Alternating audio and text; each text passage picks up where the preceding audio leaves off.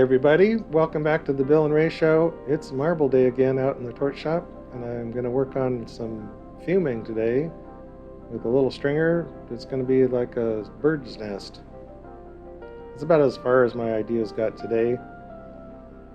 Let's get going. Start off with a small rod here that we're going to build up our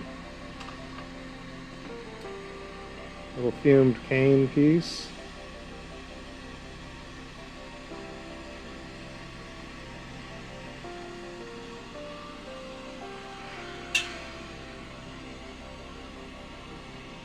So I need to start out getting just a little gather going and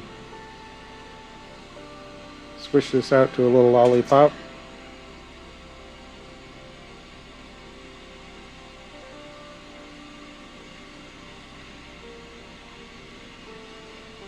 So yeah, I didn't get very far with my conjuring up a vision of how this is all going to go, but I've got some ingredients laid out, so I've got a process I'm going to go through. Hopefully I don't miss any steps here. And sometimes I kind of try and do a lot of visualizing, and this piece kind of conceded that wasn't really sure where this is going to go, so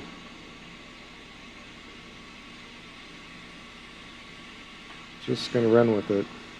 Got some new tweezers here. I guess I'm kind of trying to get used to them.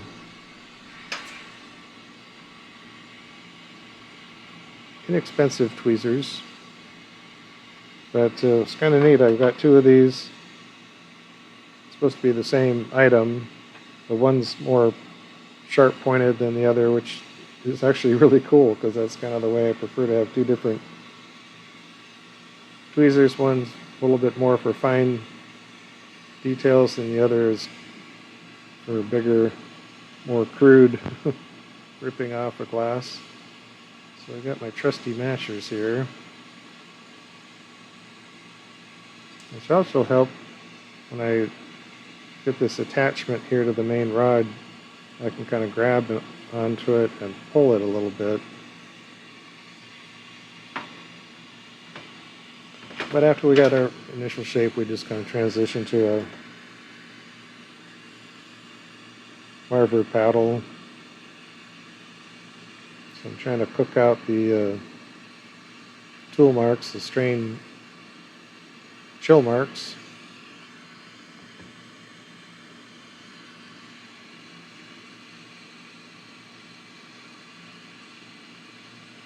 Okay, that's our starting point.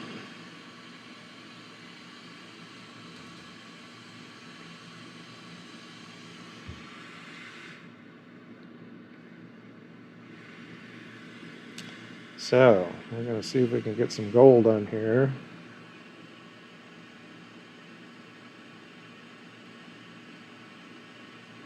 I set these gold fuming sticks up just now.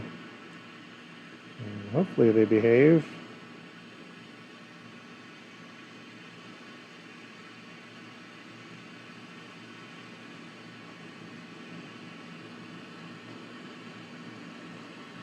So this effect is going to rely heavily on gold fume.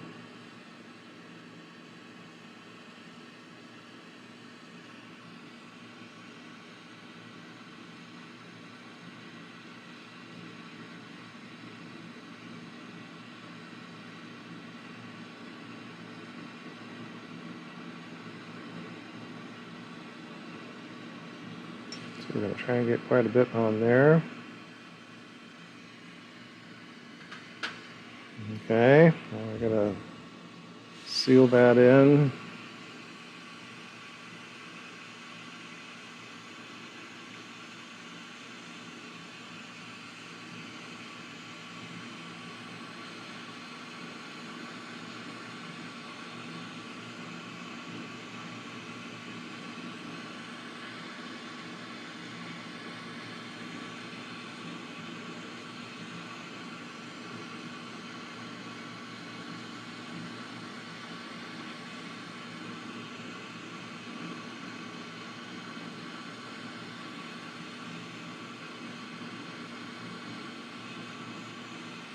Oop, that's, yeah, don't touch your torch face with the hot glass.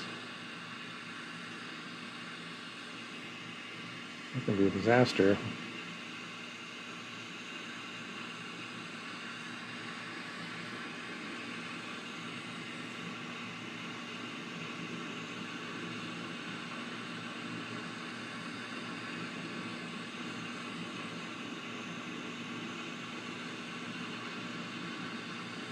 Making sure we lay down some good hot glass.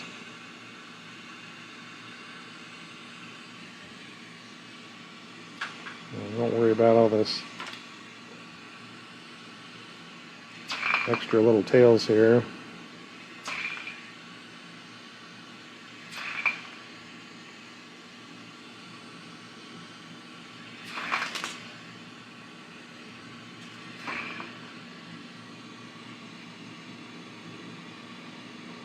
Alright, now we're going to heat this all up.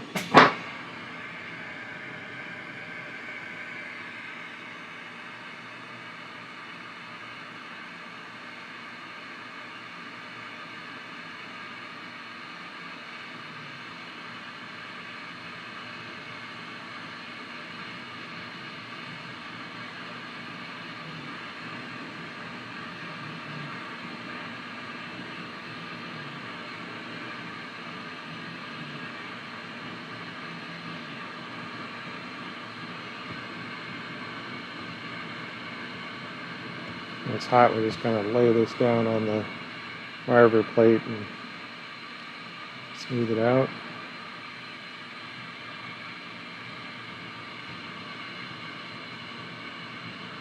So I don't really want to squish it and make it any whiter.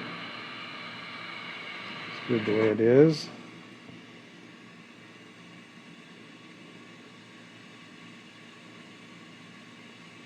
Okay. Rinse and repeat. We're going to do that again.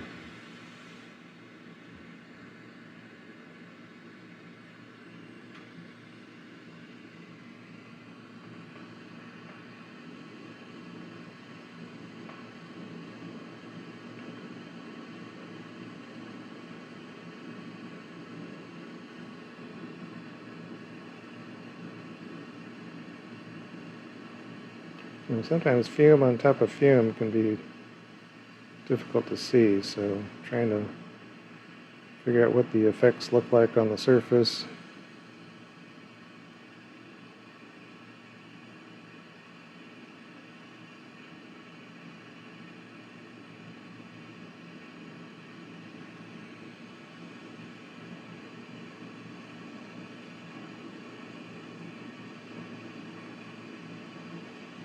Okay, looking pretty sweet.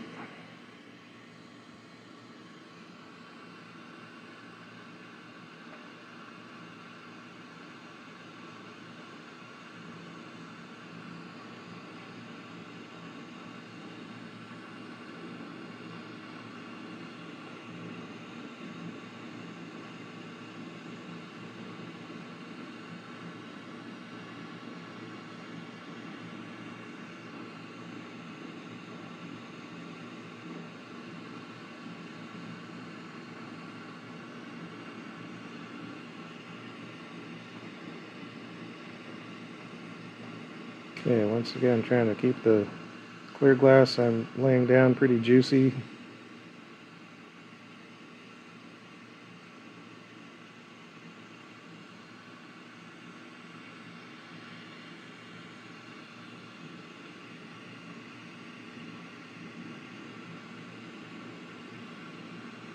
Start at the top and kind of work my way down so the flame is kind of impinging on that seam.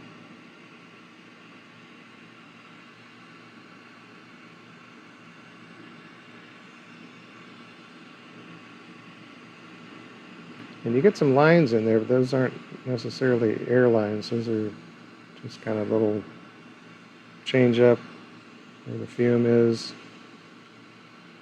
how much it's been hit by the flame and stuff. Okay.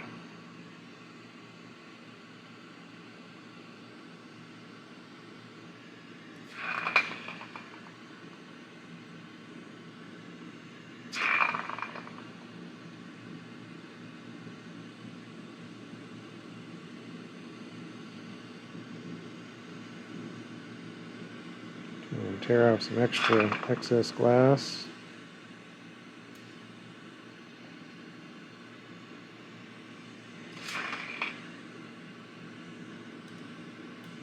Oops. Losing sight of where I'm at here. Okay. So I could get rid of that fat handle.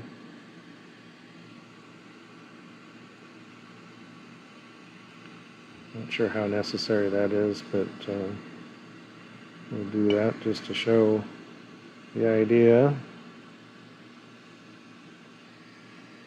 Grab a 8mm handle on one side and then cut loose the other.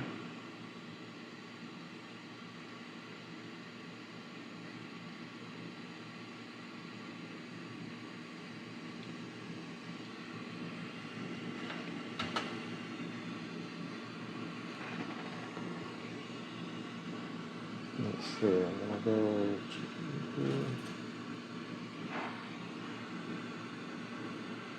some 5mm for a handle.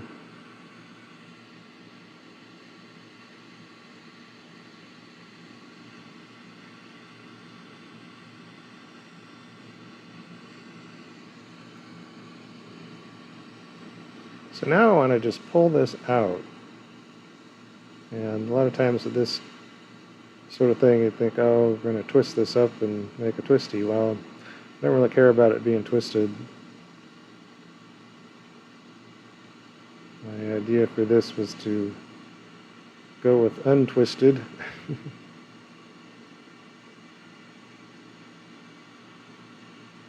But we'll still do kind of a phase here of trying to get it drawn out a bit.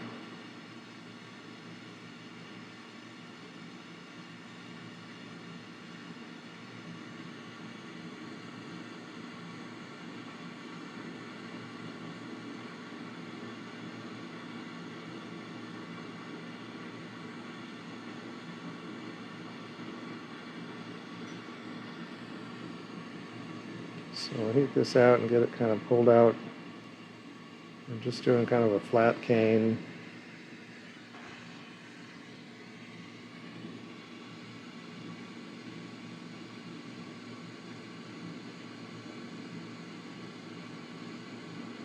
And now we got to get it down to size.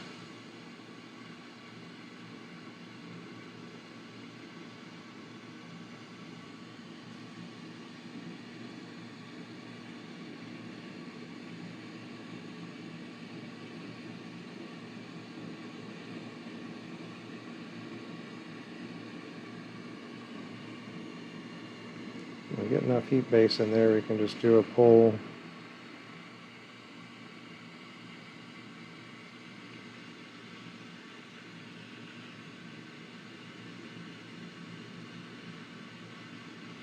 A little different than some of the pulls I do with twisted cane especially.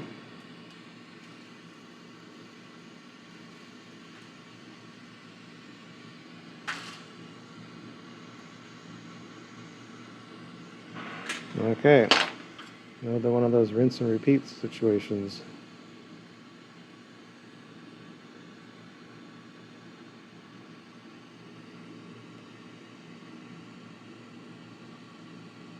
I'm kind of shaky here.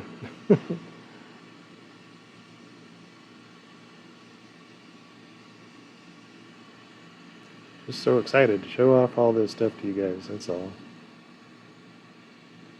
So some of it can be kind of a continuous sort of pull, but if you got enough heat going on, then you can just kind of get out of the fire and just pull it out as far as it wants to go.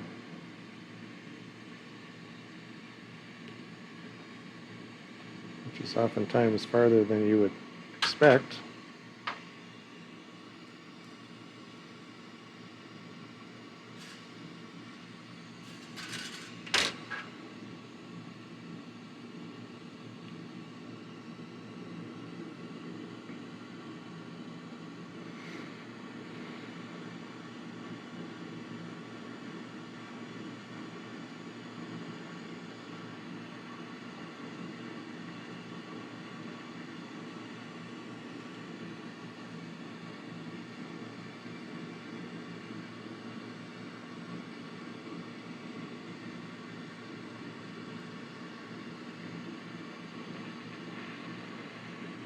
So I want this stuff pretty small gauge.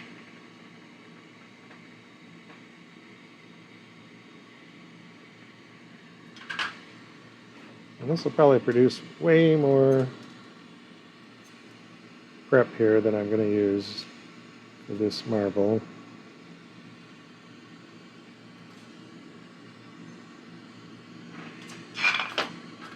But I'm just going to keep going, get all this done.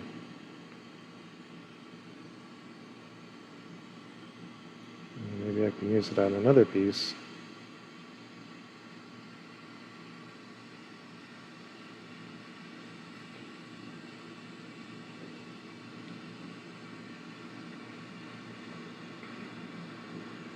So we got some nice gold fume going on in here. Need a lot of, strength of fuming when you're going to pull something out thin like this.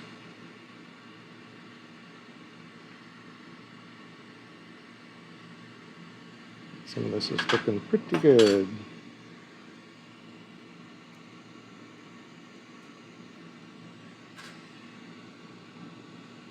Okay, we'll just clean off some ends here.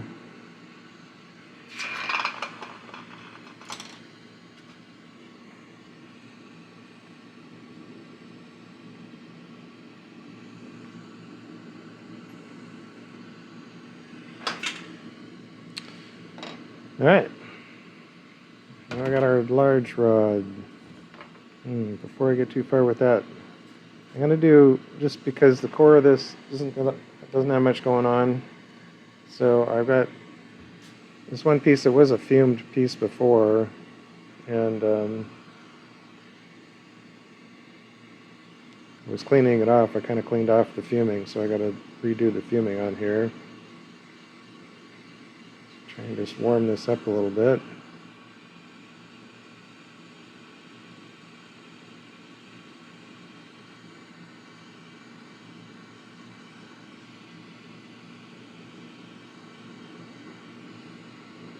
Throw some silver fume on there.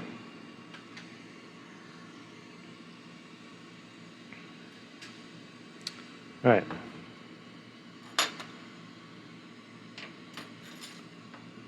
So we got a main rod here to work with.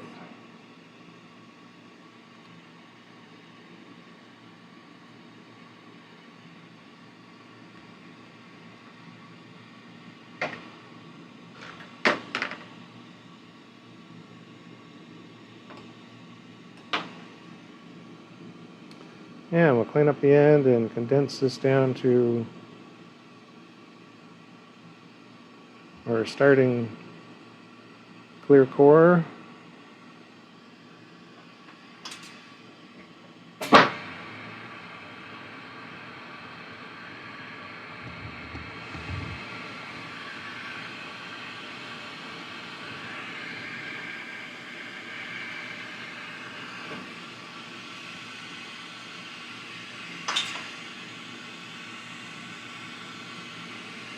Clean off the surface there.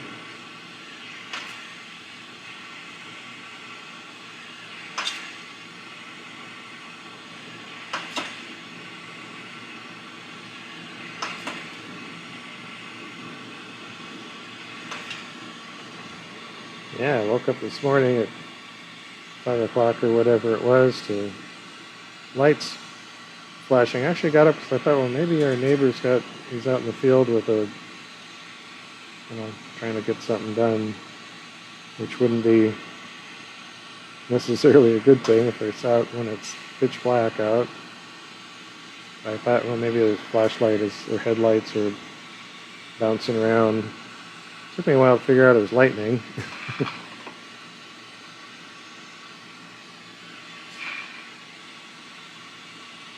I think most of it was cloud to cloud, but we had some ground strikes, and at least one fire that I know of started up not too far away from us.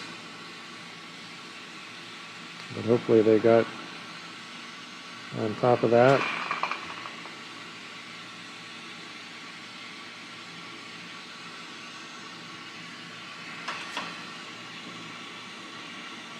You don't often get thunderstorms in the night or in the morning like that here.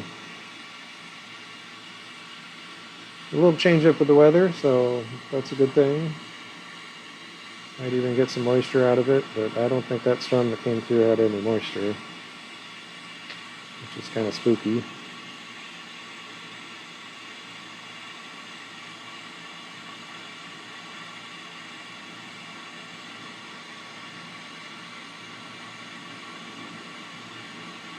And we've been putting up with some smoky skies and kind of limited our activities to some degree.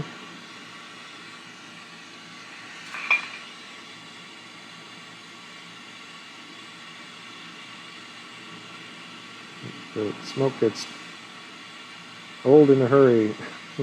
Fortunately, we don't have any local fires really threatening anything that I know of. Although local is a broad term in Montana, so east of us quite a ways there's a big fire, and it was starting to hit the ski area there yesterday afternoon, I guess. So that's a bummer. They've done a lot of structural protection there. Hopefully they can hang on to their equipment and the lodge and stuff, but conditions were pretty bad.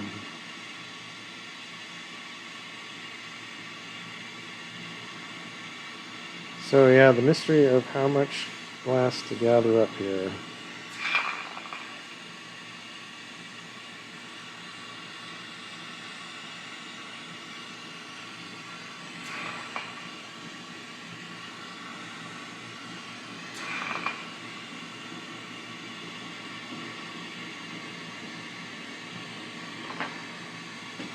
I have my coffee cup.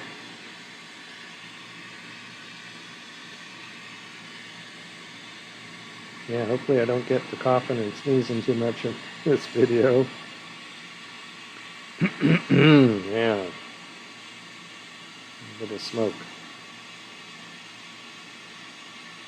Okay, well, I think that might be good. So I'm going to do a plunge with a stinger. That's what I would consider this, like a stinger.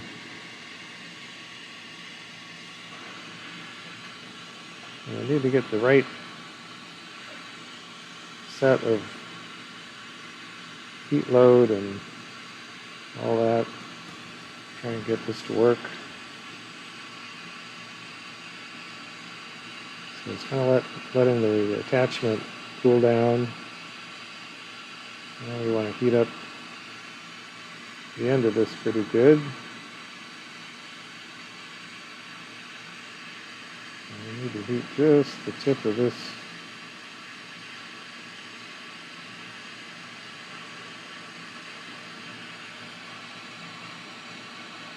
Now oftentimes, this kind of plunge,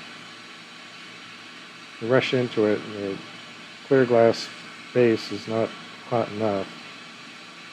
But when it gets too hot, things go off center and wonky in a hurry.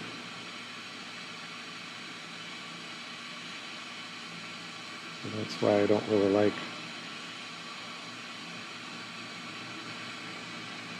getting this too hot. It's kind of a one-trick pony. I mean, you can tear it out and redo it.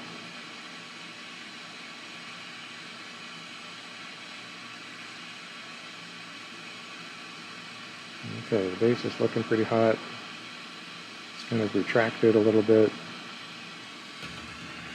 Okay, roll this around. Try and get something more or less on center. And then start pushing and rotating.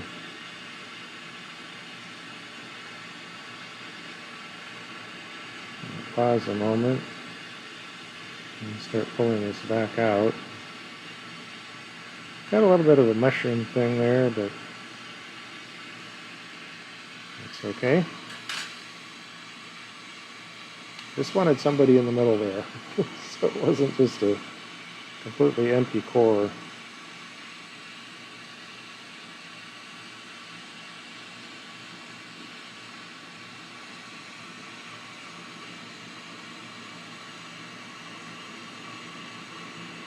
Okay, now we want to generate our cone shape.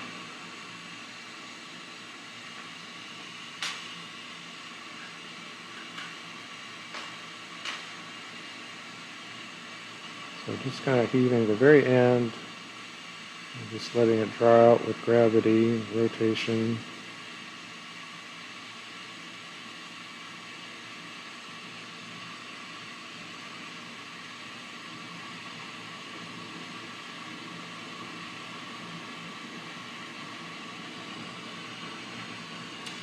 Let's see.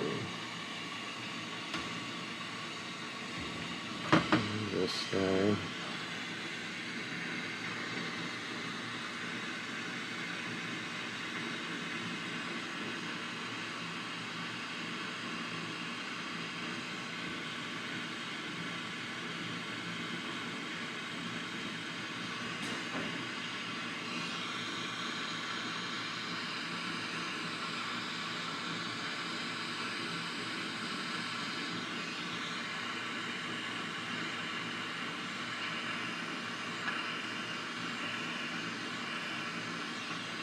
Now this one actually went pretty straight in the center. So right now I'm kind of giving it a little bit of torquing action. So if it wants to spin, and give a little bit of a corkscrew.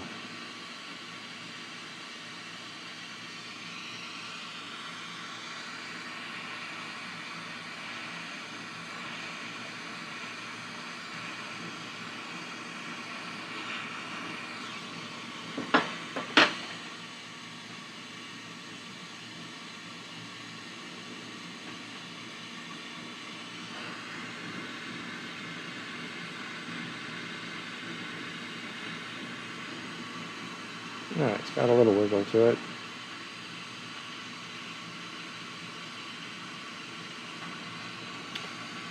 Okay, now, crazy stuff.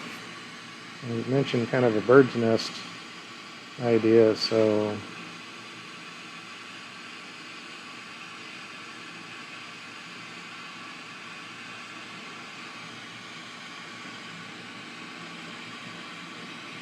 I'm letting this just randomly fall in place.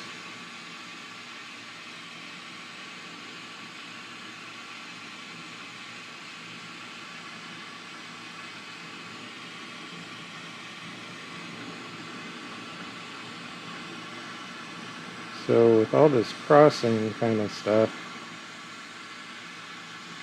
there's a chance of trapping some air in there.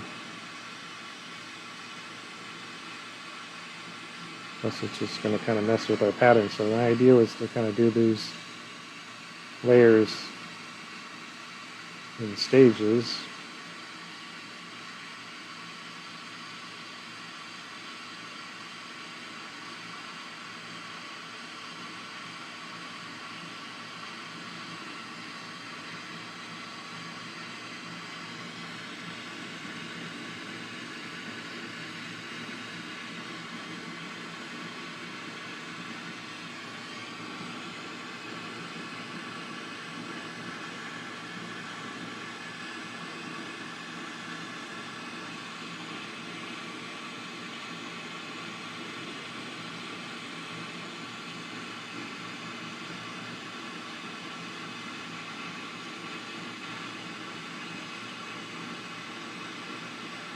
Trying to kind of weave some pattern here.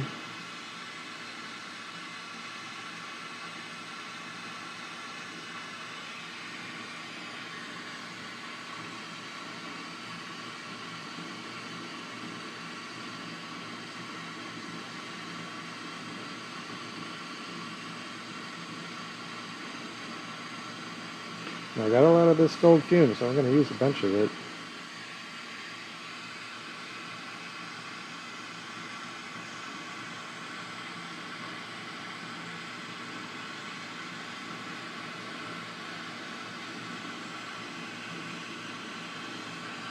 Get down to the end, and then you can just kind of, oops, got a little bit too much heat there. So try and say, and just kind of let it fall into place.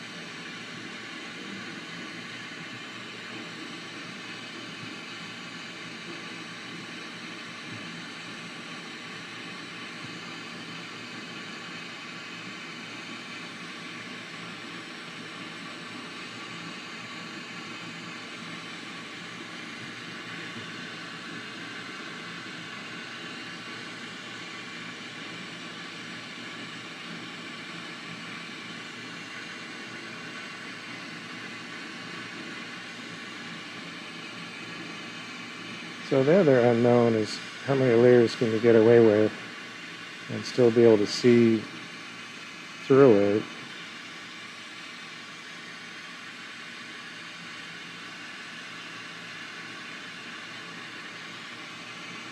At least see a little bit through it.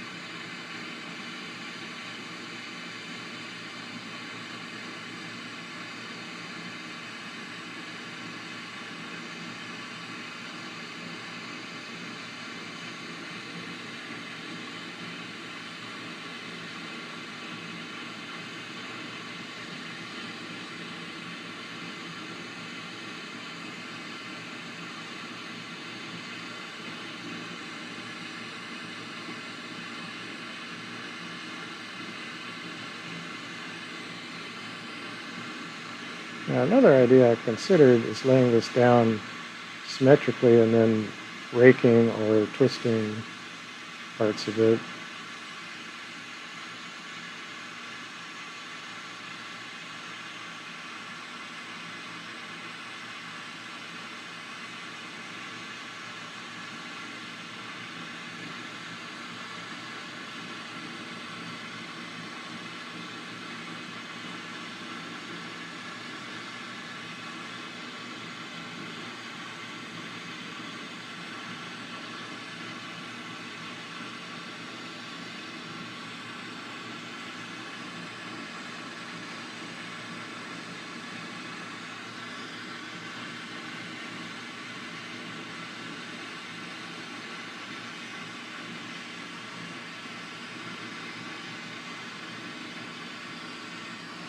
Okay, well, I think that's about as much as I'm going to go. See how this works out.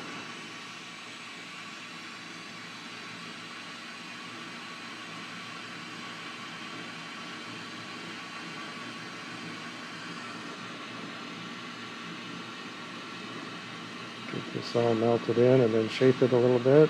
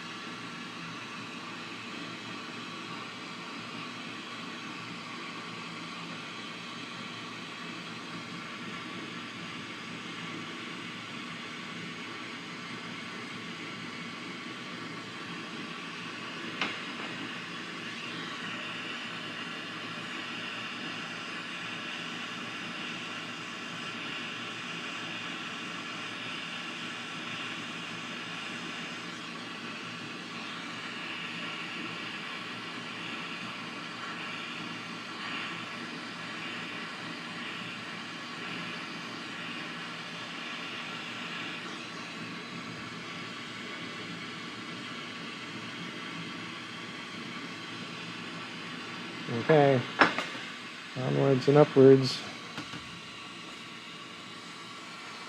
We're going to do some blue-green frit.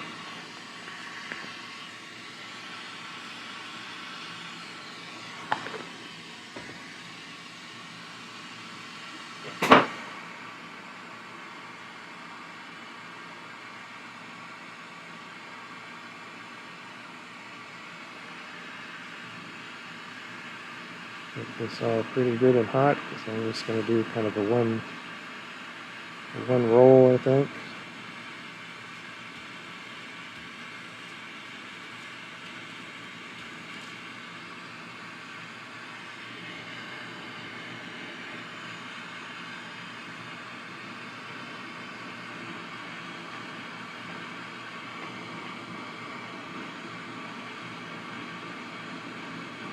All right, I'm making progress here.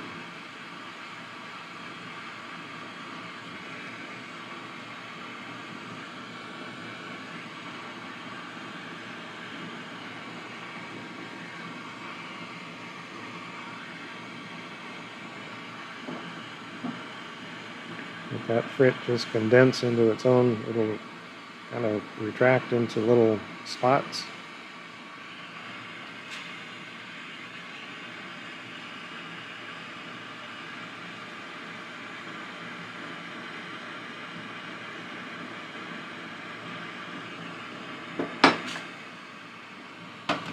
And then we'll let that settle down for a minute.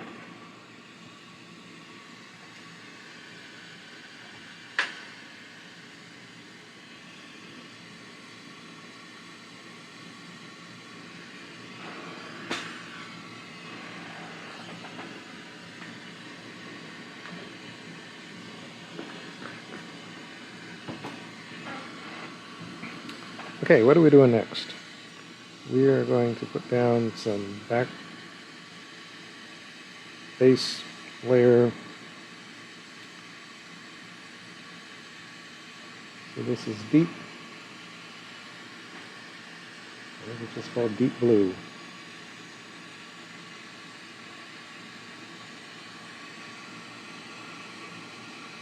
And we'll do something akin to what I did last week.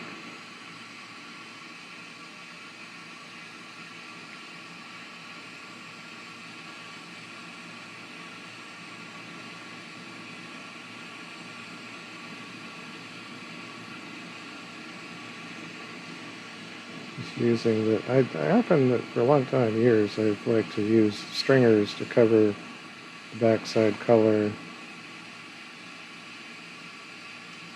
kind of minimize that glass layer.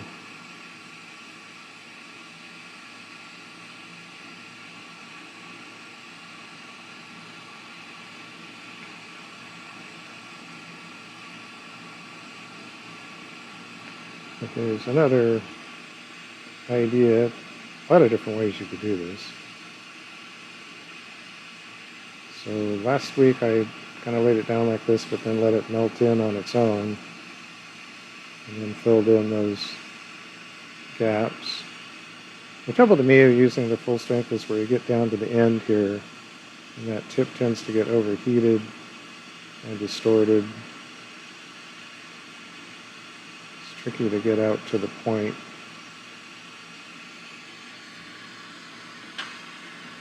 But on this one, what I'm going to try and do, is that a bubble?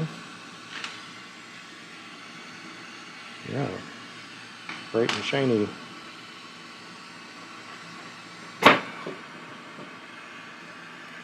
So what I'm going to do on this guy, is I'm going to try and squeeze this in.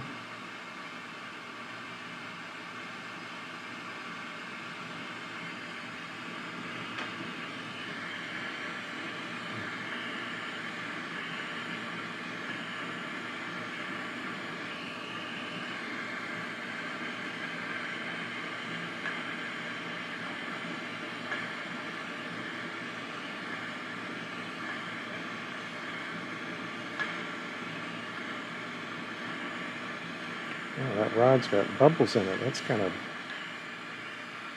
annoying.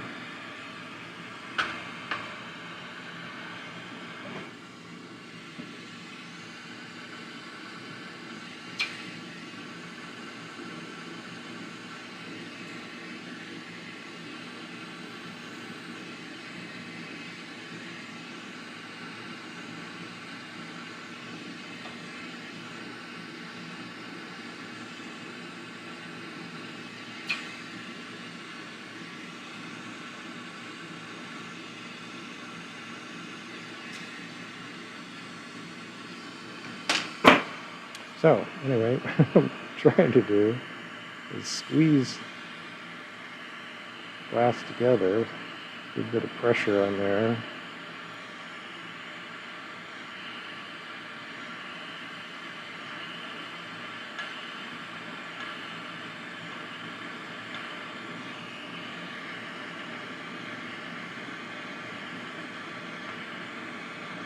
It still leaves me some gaps.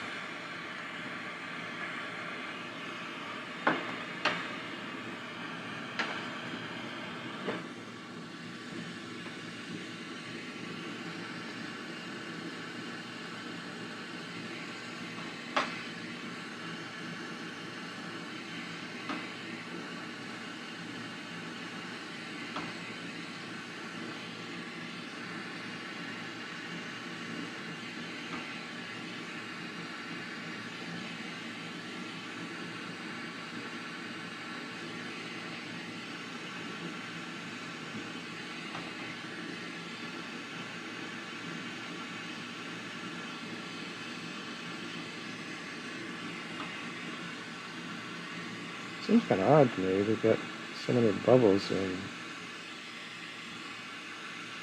an opaque rod like that. They're usually pretty clean. Oh, well, apparently this is not the clean stick.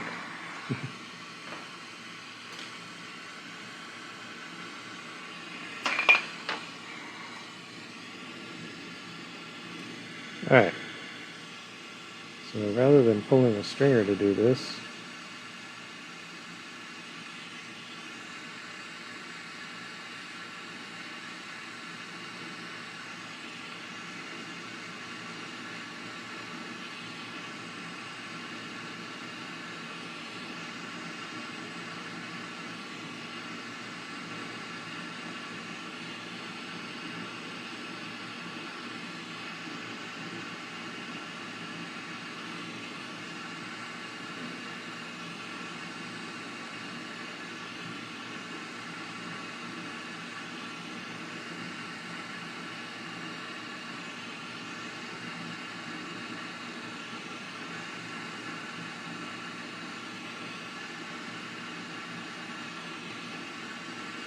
I don't know. I'm just kind of messing around here, trying something a little different.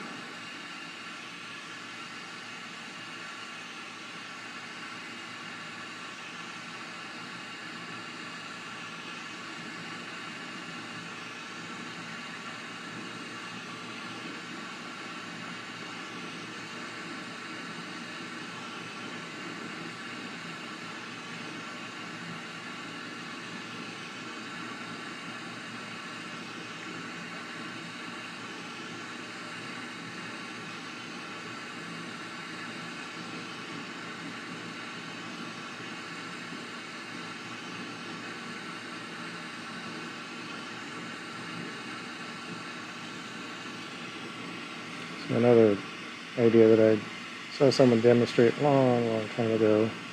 If you're needing some stringer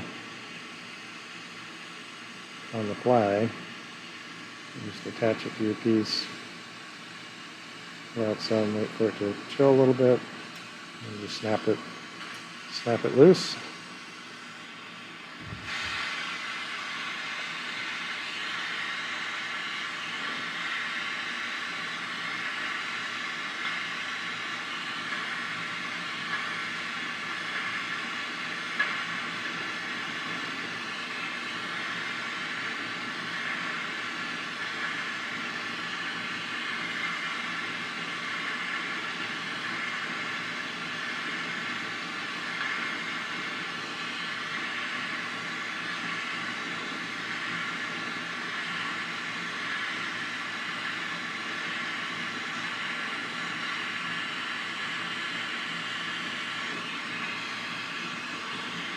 Okay, well, we may have some small voids, but I'm not going to worry about that. I'll squish this all down.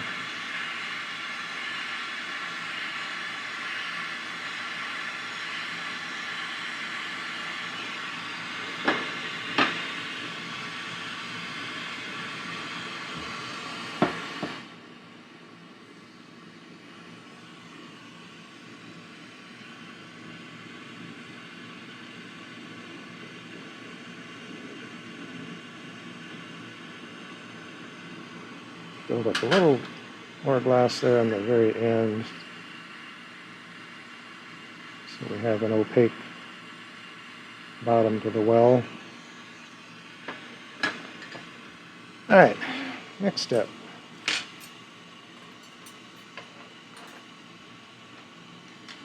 We'll do some silver fume on the back here.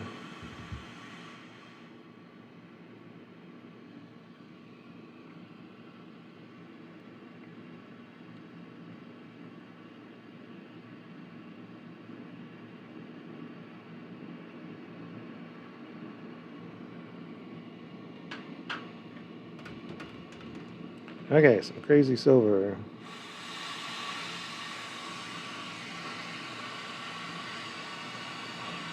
Now I can start building up, bulking up the back.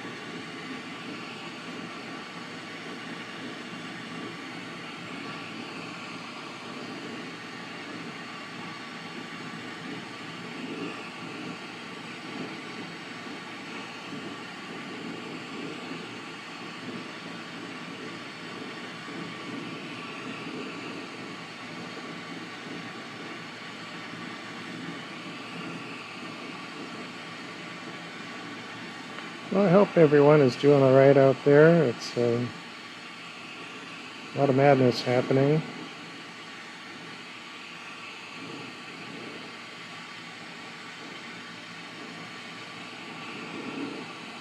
And we're trying to just keep it together and keep projecting our good energy to the world. I know a lot of people are getting pretty pessimistic, but I always think there's some good changes happening. Just doesn't seem soon enough, but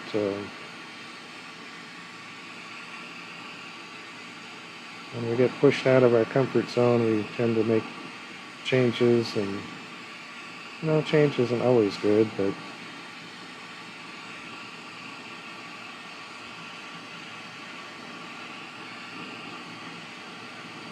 some changes lead to other changes, unexpected changes.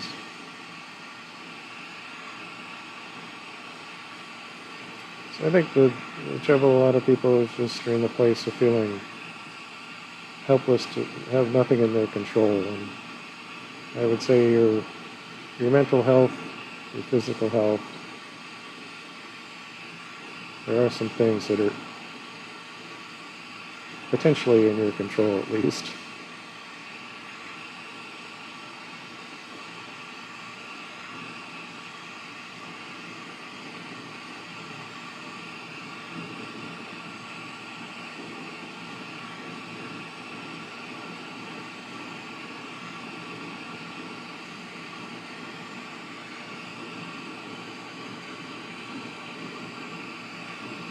Yeah, and we're still ramping up for the Valley County Fair coming up in a couple weeks. We're taking that week off of marble video production while we focus on our 4 solid days running the fair.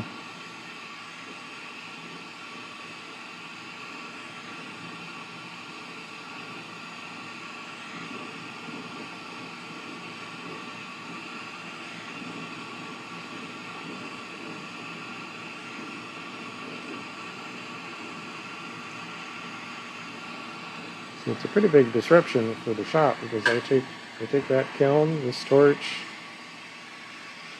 tools, glass, all this stuff down there, set up, blow glass at the fair.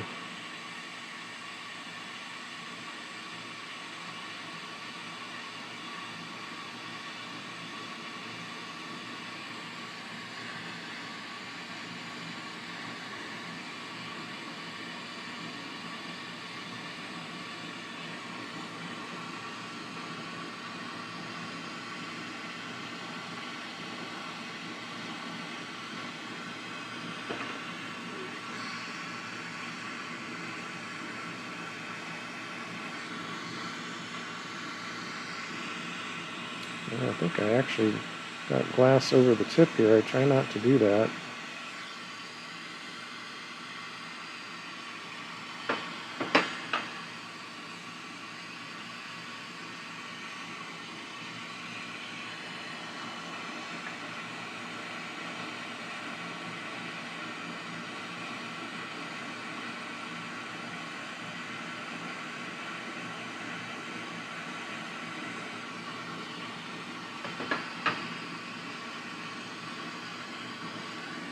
Okay, keep filling in.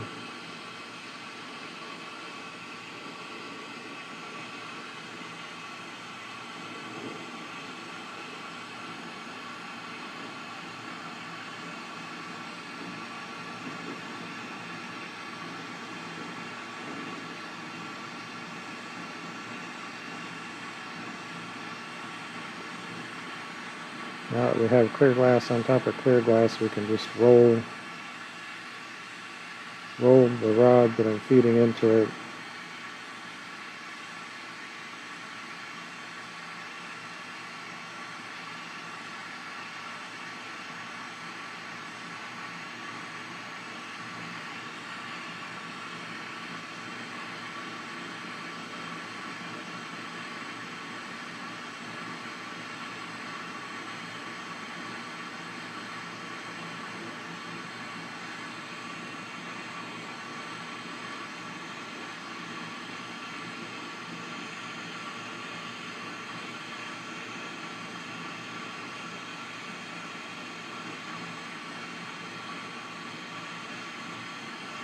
a little toasty here.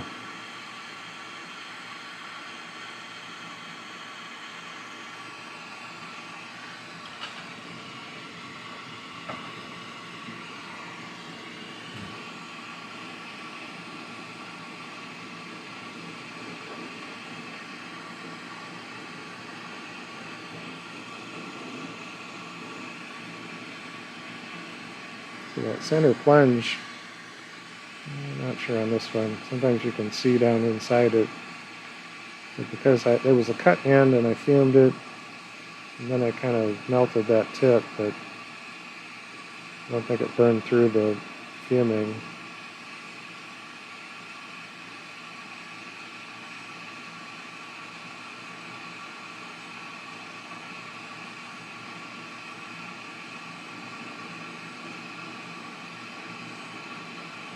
A lot of times on those kind of fume plunges, you get one little angle that you can see straight down the tube, basically, down the core. It's kind of cool.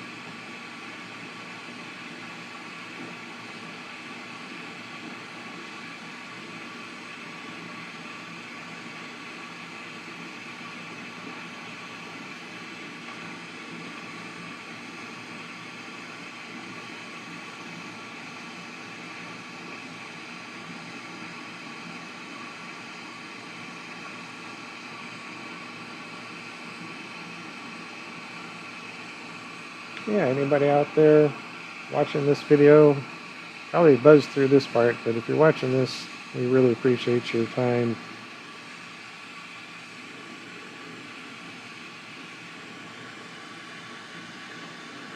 Don't have a whole lot of wisdom to share today, I guess. I'm being pretty quiet, but just trying to be chill, kind of zone out, melting glass.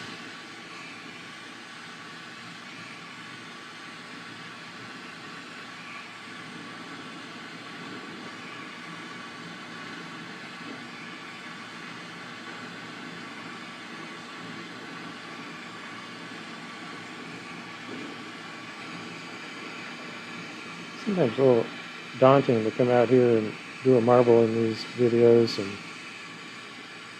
I got some ideas in my head before I start. I try and kind of do a rundown in my mind's eye how it's going to go, but it doesn't always work out that way to get a clear image in my head of what's going to happen.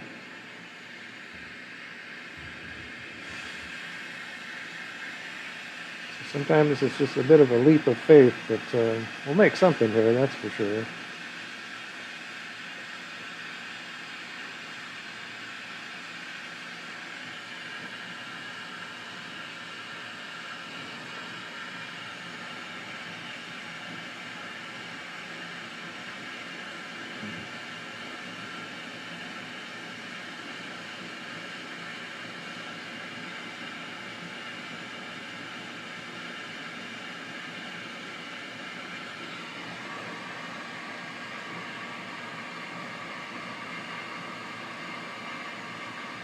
Just letting this melt in on its own and round up.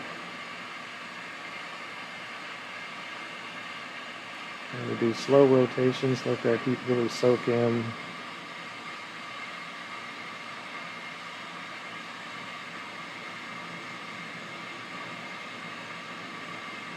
I'm surprised I buried that tip, so I'm trying to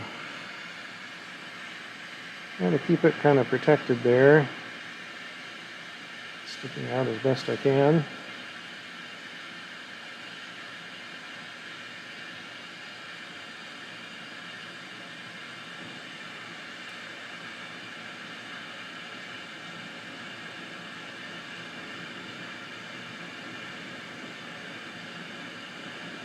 Okay, it seems like it's getting pretty smooth. Get out of the heat here and let this firm up. And the next step is going to be to add our color lines on the back side.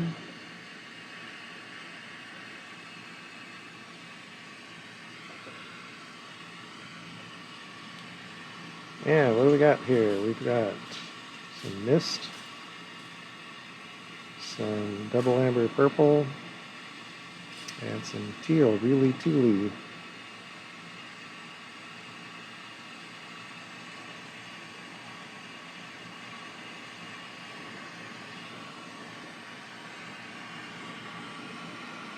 So I think we'll run the teal first.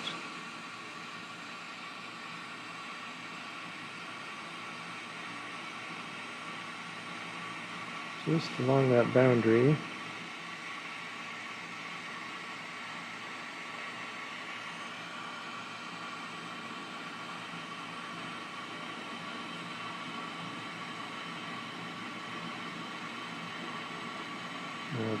Got this fumed layer underneath, the base layer. So if some of that shows between these lines, that'll be alright. And the double amber purple usually isn't too terribly opaque. So you'll pick up some of that shininess of the silver fume underneath here.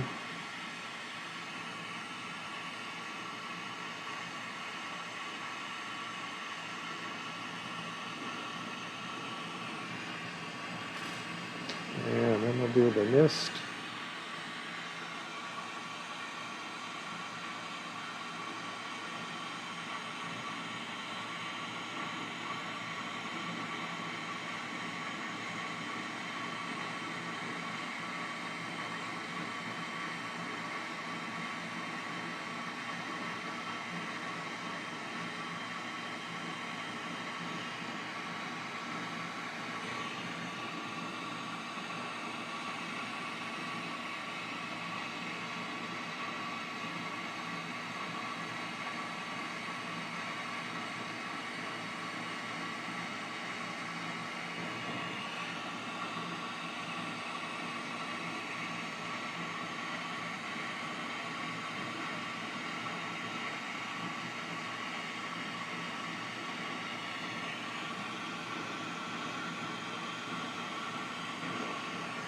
Okay, and then the amber purple.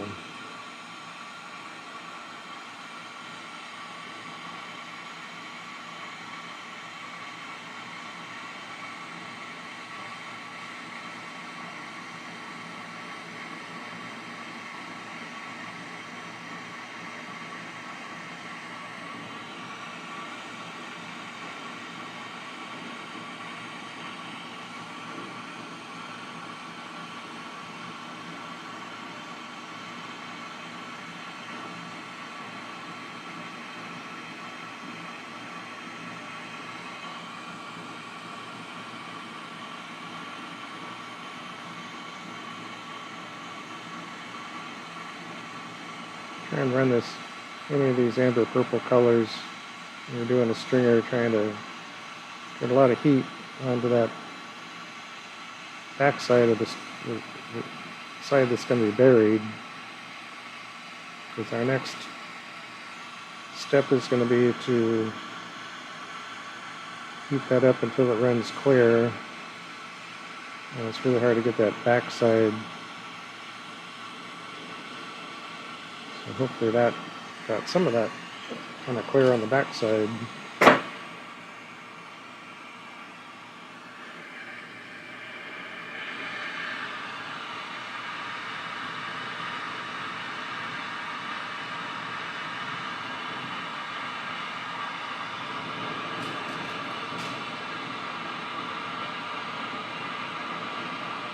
So cook this with some pretty intense heat.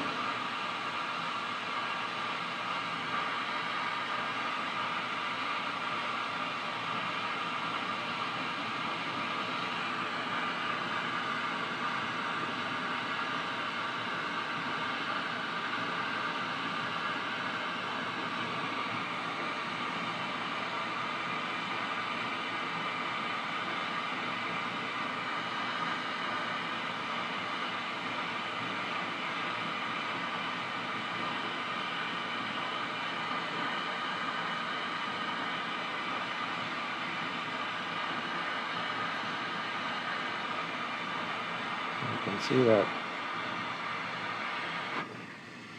It's clear enough to just kind of see right through it.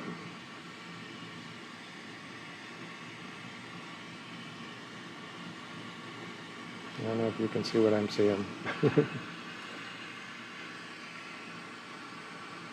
Okay, now we need to let this stop slumping.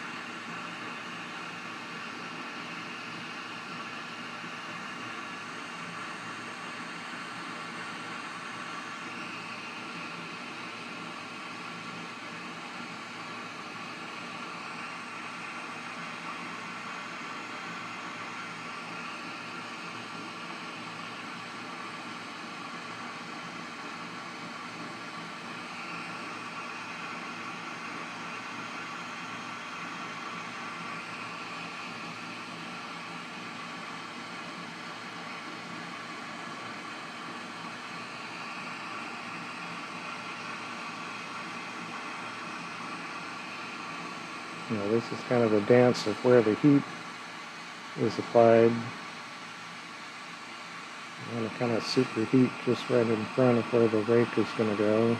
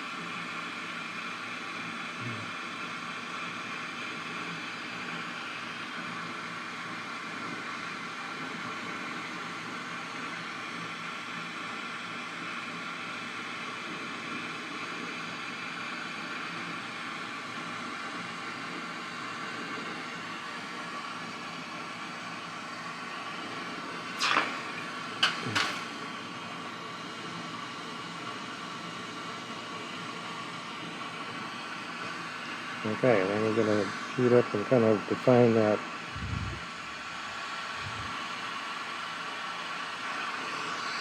point on the end, so you sort of exaggerate pushing that glass back from the edge.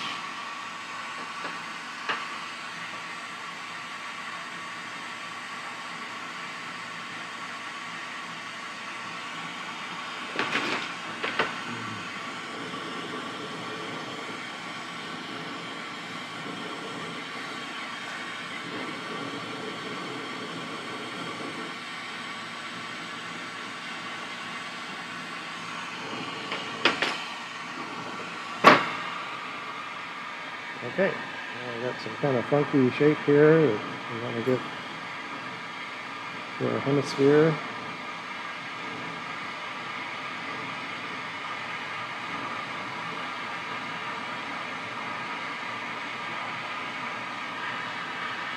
Now we're cooking.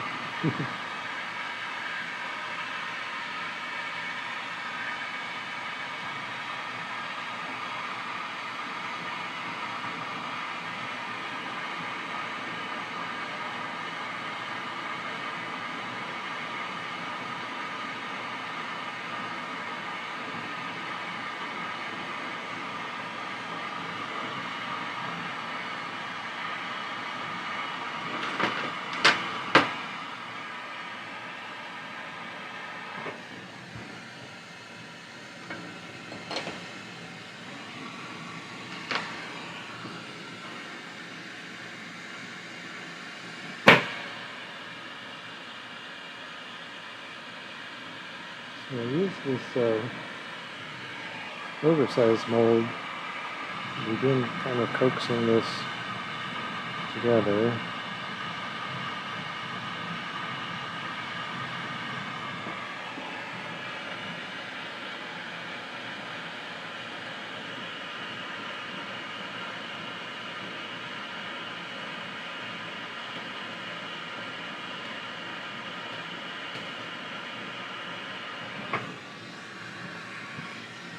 All right.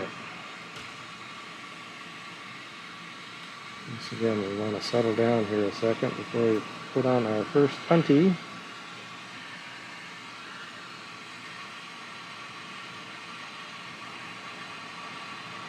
I'll take my eye off it for a moment, and it's all over the place.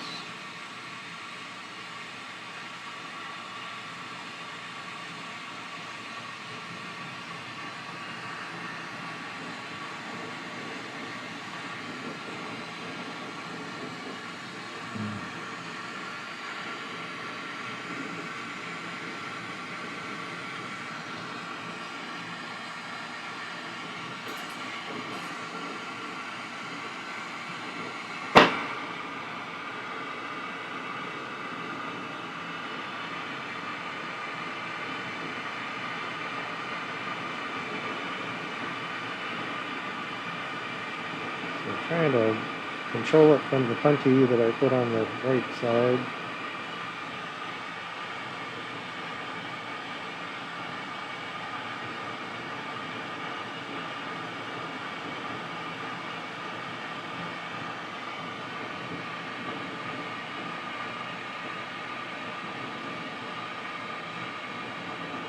So that transition area where the color glass ends and the clear lens starts, that needs to kind of bloom outwards.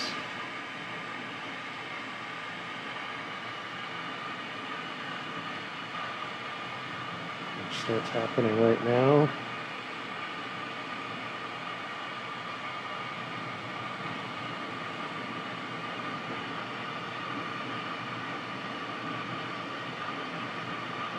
Not only does it push out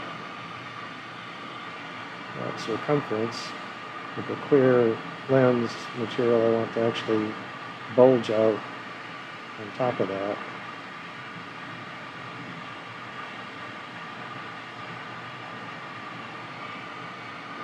So we kind of overshoot it a little bit.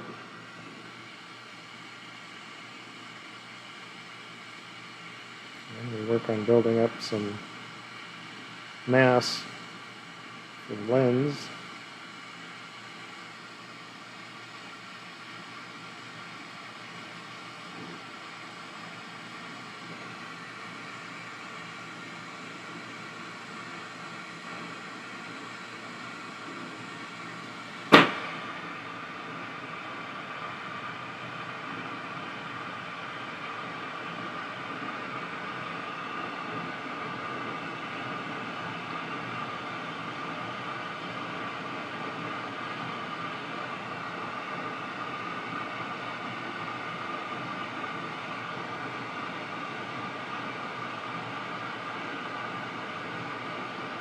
Just kind of feeding that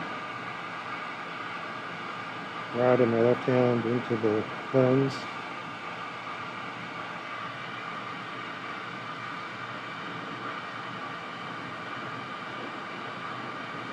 Very gentle touch.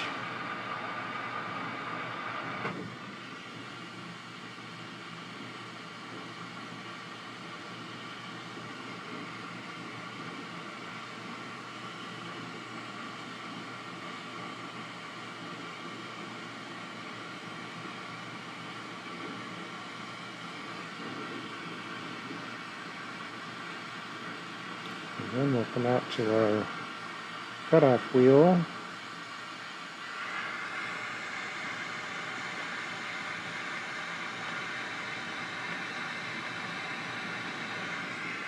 And we just built up a whole pile of glass here.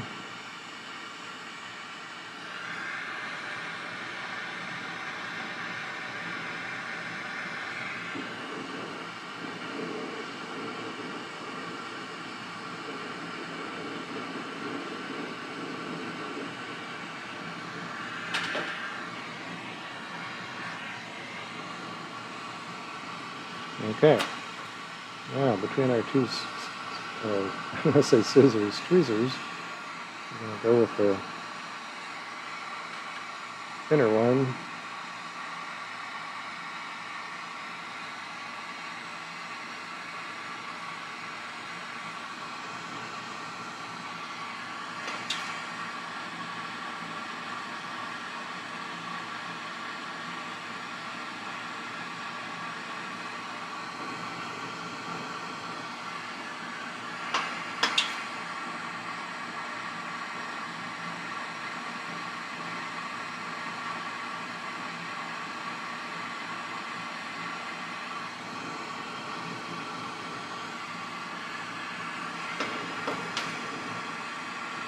Just tearing that glass and sort of scraping along that edge to clean it up.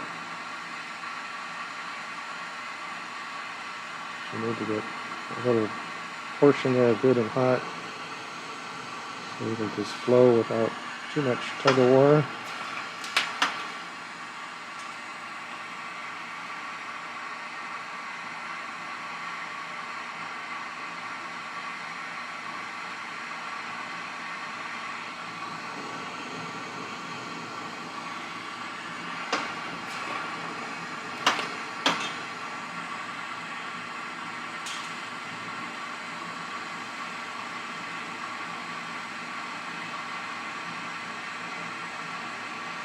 So when I grab with the tweezers, I want to be down outside of the flame, come back up into the flame to flame cut that tail.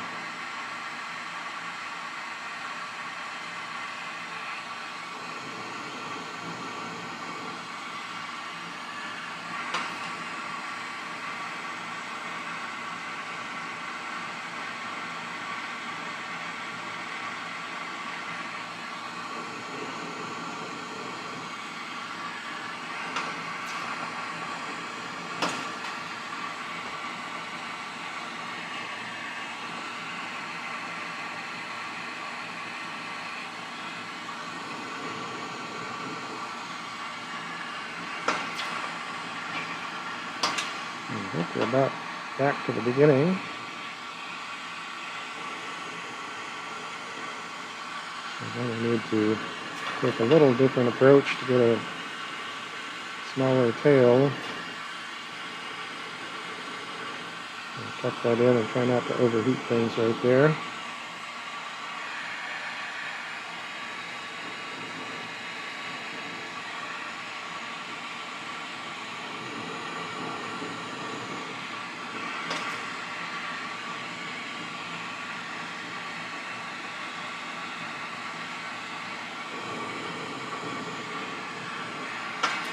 Now some more general skimming.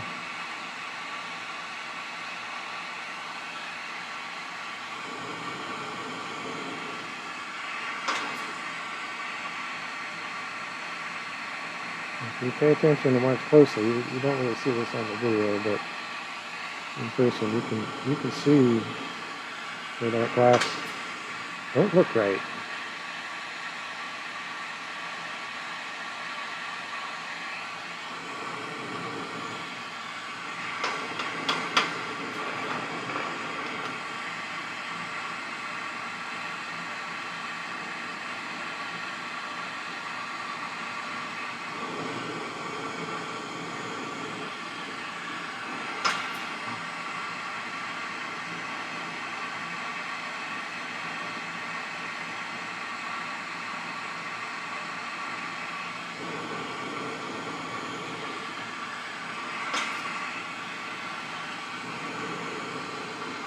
Back to the beginning again. Change angles a little bit. Pointed more upwards.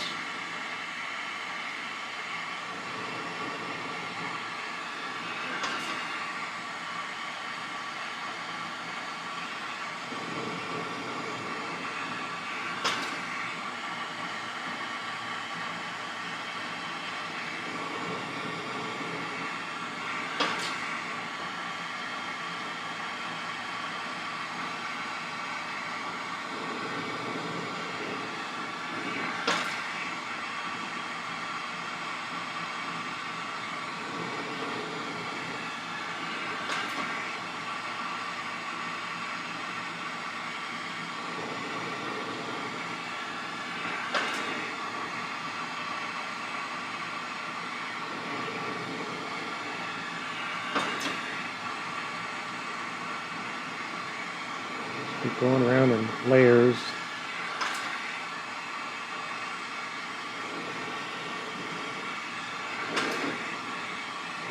So we'll get to this end, and then we'll just grab off the end.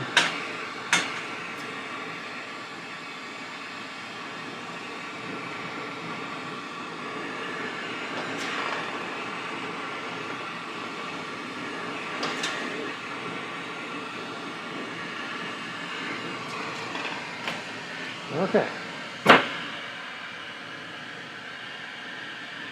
Into the home stretch here. There's quite a bit to do still. Get this shaped up. And all of our additions of colored glass and clear glass is finished. It's all about getting it round at this point.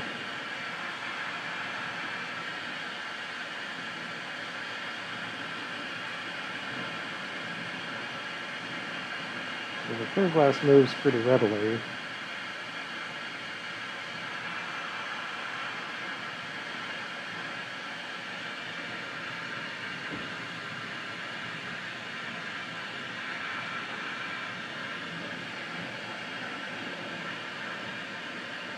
Get this whole thing pretty hot, but especially out on the front lens.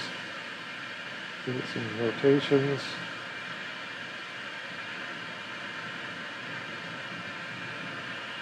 And then we'll square up, round up, using a square angle lever to round up. So that kind of turns it into a pill shape, but it helps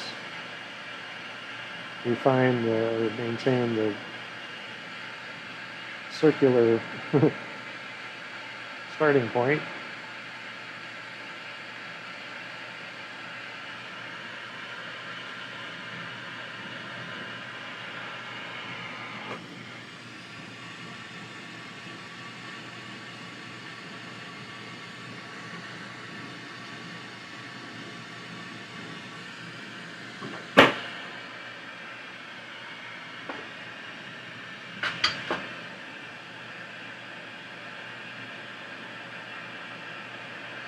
Trying to encourage it to develop its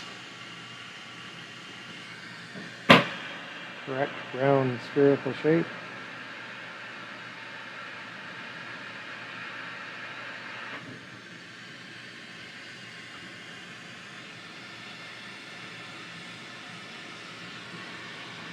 So we're going into our 2-inch mold, and that'll give us the rough finish shape.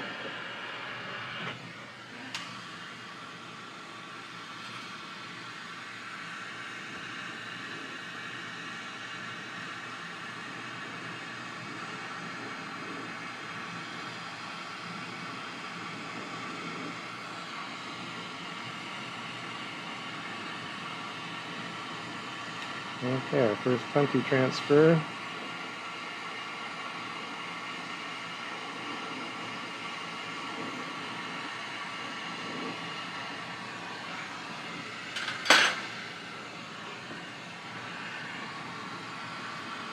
Try to keep rotating and transitioning different angles.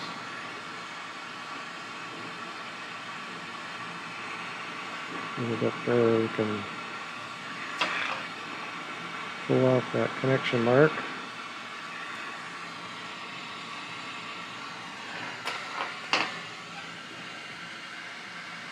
Okay.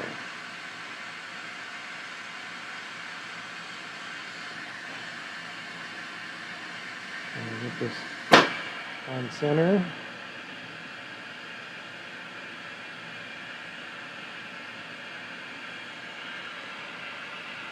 Now this half is harder to get it to conform, and you also want to maintain the geometry between the inner cone and the outer layer of glass. That's why I'm kind of big on doing this fast rotation routine, rather than tooling on the outside. So the only thing you can do is tooling on the outside at this point, and that will actually cause distortions, it may not be what you want. So just taking a little bit of time with the heat and gravity. It's kind of angled up, put into the square to the plane, I guess. But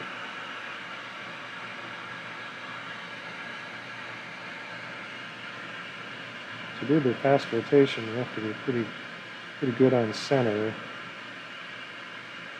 So if you're not able to do this and not able to control it, just try and focus on getting your punty centered up on mass.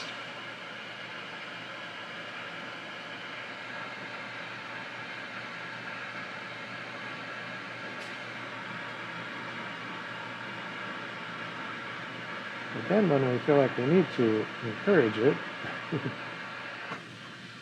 go into our oversized mold and then into the 2-inch mold. And I'm coming in here kind of flat. I do that to help push these shoulders together, putting some force on it here. And leave that end sticking out.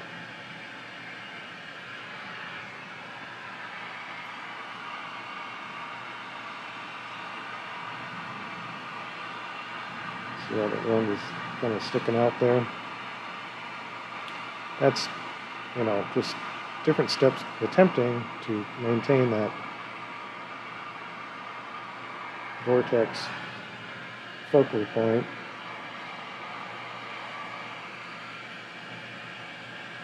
But then this presents a bit of a dilemma because you got to get from this odd shape to round. And to a degree, you can do this just with heat, but it'll take a while.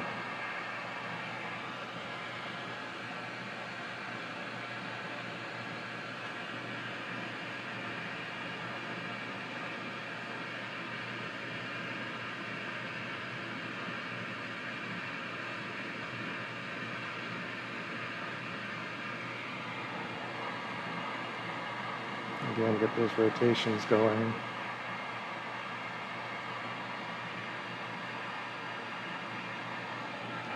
Okay, now we got the bulk of it, and we got a lot of heat base going on, so we're going to try and run through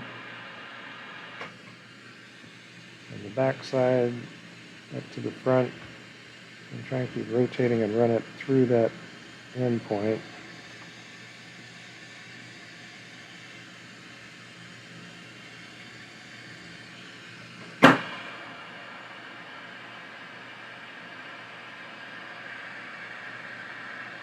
So if you do that last maneuver correctly, you'll keep the basic geometrical orientation on the interior to the exterior.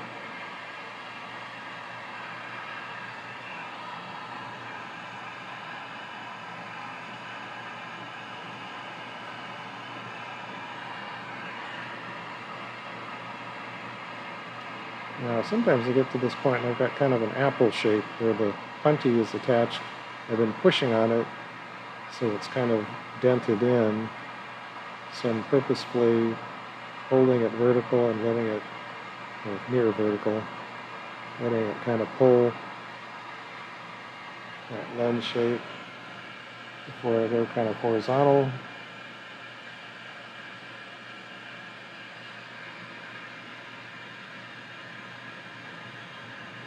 So now when we go into the mold, we wait a moment, start on the clear side.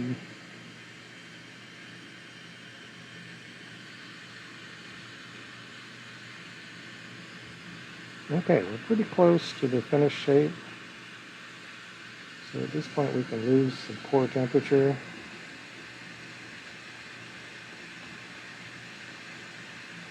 We'll just let it sit in the mold, keep rotating.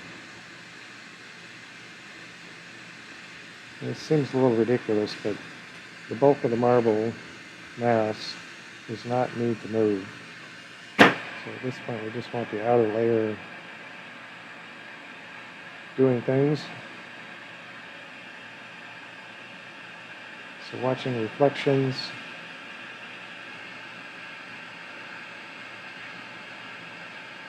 That one zone close on the color side, close to the clear, is the last part that will come together.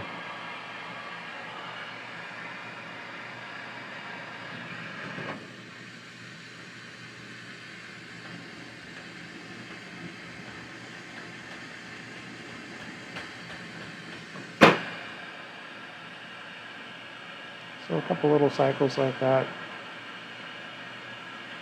should get us there.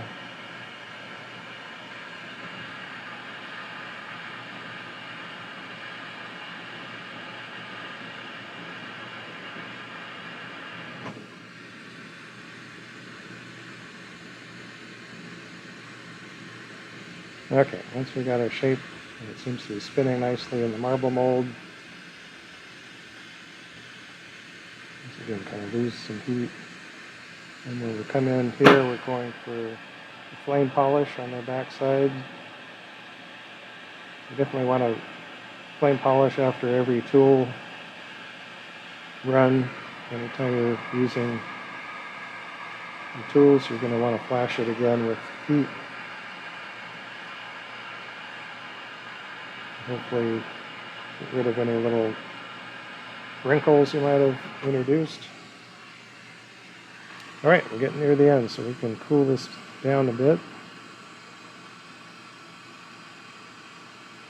We just need to get the lens cleaned up.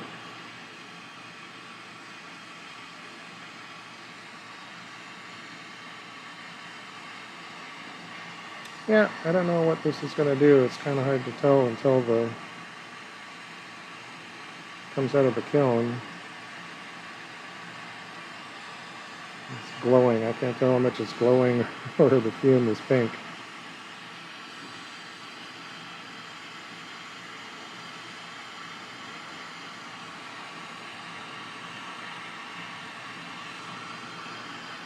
Okay, last punty attachment.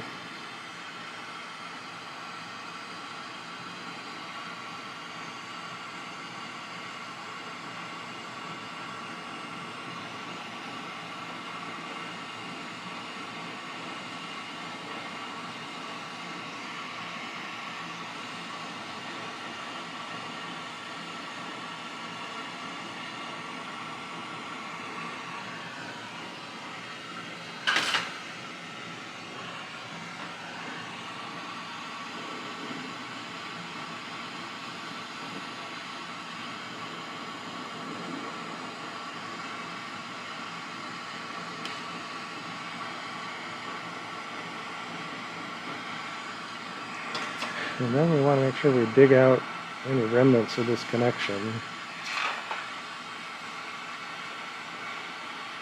Otherwise you'll see, oh shoot, that's not the best. Okay.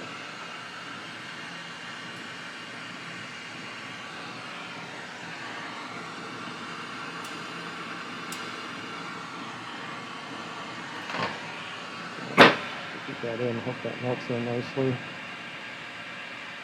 Ah, it doesn't look like it. Just skim that off.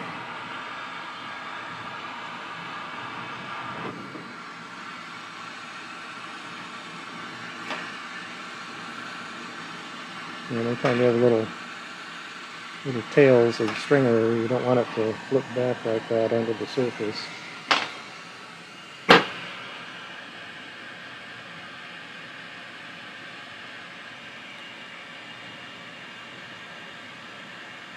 So now that front lens, for me at this stage, because of my different maneuvers, it tends to be a little flat on the very end. So the goal here is to get this clear, hot enough, and willing to move a little bit.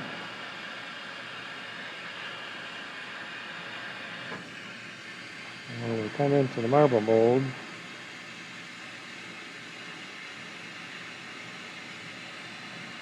you want to be very careful to get that the central point of the front lens should be kind of on the edge of the marble mold. And look at that, it's kind of filling out the marble mold. And it'll leave some little rings there, that's all right.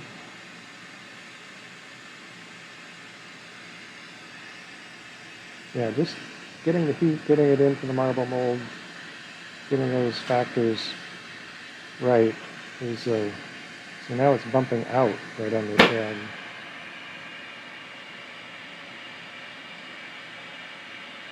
It's a whole little dance.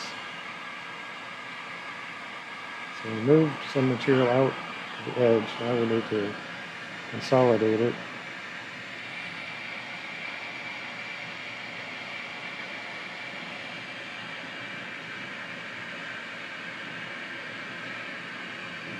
Now you can, at this phase, you can just do all of this as a flame work, because the marble wants to be round, but I'm trying to make this good and round.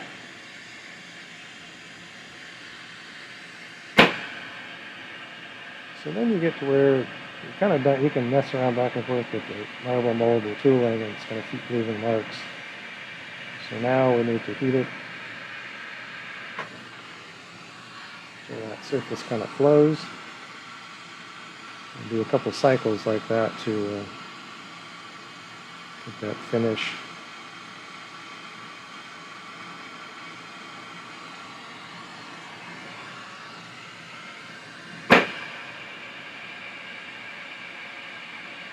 So these flame polish cycles, especially on the clear, you want to get right in some intense heat, rotate evenly, and get out of there. And keep rotating. As soon as you get out of the heat, make sure you keep moving that glass. Give it a chance to equalize temperatures and start cooling down. Then we can do some checking out in the lamp here to see what the surface looks like. It's looking pretty good.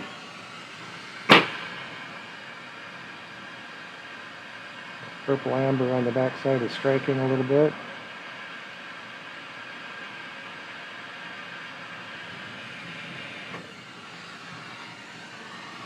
All right, I think we're there.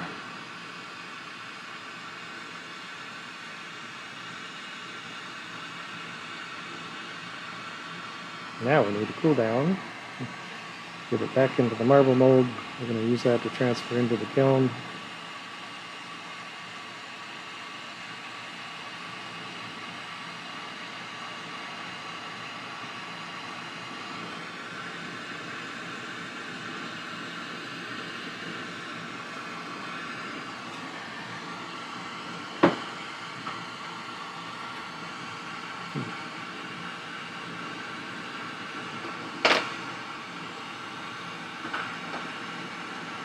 Sure what that little speck is from. Okay, got our tweezers wet.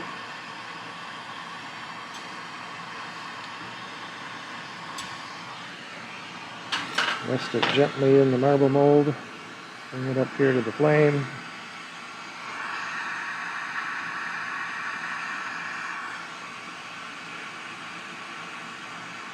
And this takes a moment. You want to really get that and kind of move it around a little bit, get the heat spread around.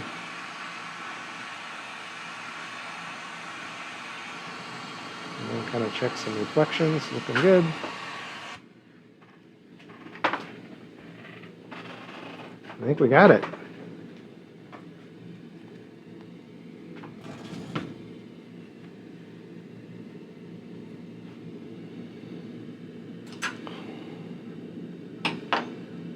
Don't really want to touch it with wet tweezers.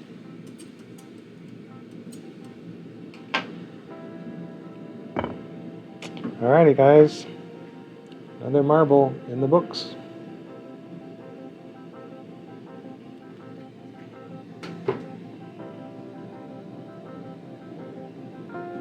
And there we go. Thank you so much for hanging out. Hope you enjoyed that. Hope you found something interesting in there. Some technique you might appreciate now or use it yourself.